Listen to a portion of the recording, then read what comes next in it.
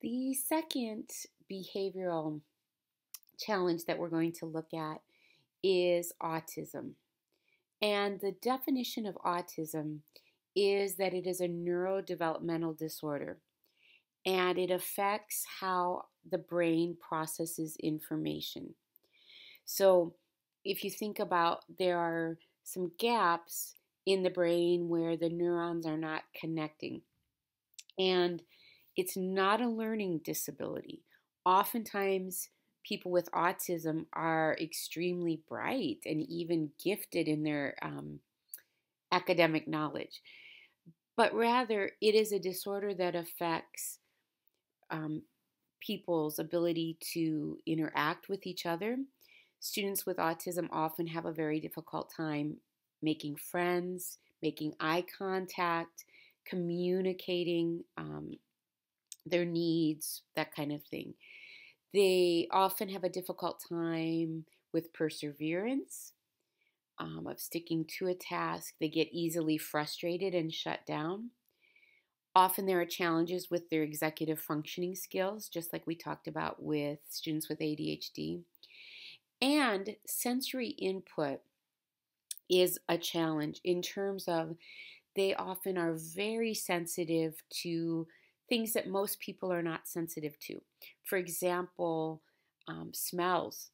Something like hand soap or perfume that normally would not affect anybody. It can cause a gag reflex, or the tags in their clothing, or the material that their clothes are made out of.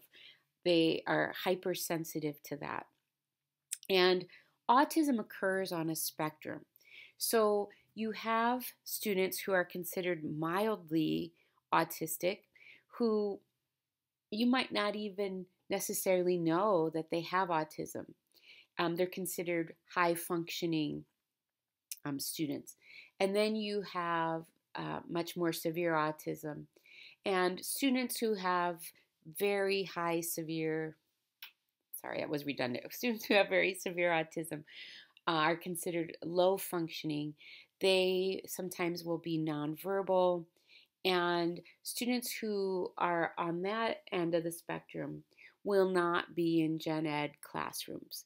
They will be in special day classes, county classes, where they can have much more one on one support. And often the goal in those classes then is to teach them basic life skills, how to function in jobs. They often do well in jobs that are very repetitive, that kind of thing. So, how is autism diagnosed? Once again, we as teachers do not diagnose. It is often diagnosed by the age of 2 or 3 because parents start to notice my child isn't responding to me, right? Normally, an infant, when the parent talks to them, will look at them and smile and babble back. Students with or children with autism don't. They don't really show any recognition of that. That's that social interaction part. So there is a checklist that parents can fill out. They take the results to their doctor. And as soon as a child is diagnosed with autism, the state of California provides early start programs. So if a child is diagnosed at 2, they can automatically start getting free services from the state because we want to start teaching them those basic skills that they're going to need. School districts also provide support. Those supports can include behavioral therapy, speech therapy, occupational therapy to learn basic skills, social skills training.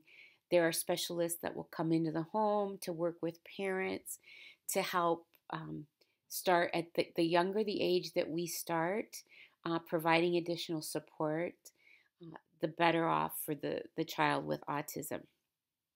And we'll be looking more at this in class. What I'd like you to do is read the article that I've put in the presentation written by Temple Grandin. And Temple Grandin has autism and struggled in school until she kind of figured out how to make it work for herself. And she is well known. They made a movie about her um, not too long ago because she was so focused in on watching what was happening in stockyards, and she came up with a more humane way to support what happens with animals in stockyards. So, what I'd like you to do is read her article. So, print it out, highlight the suggestions that she has for teachers. Think about if you've seen any of those, and just come prepared because we'll do some discussion in class.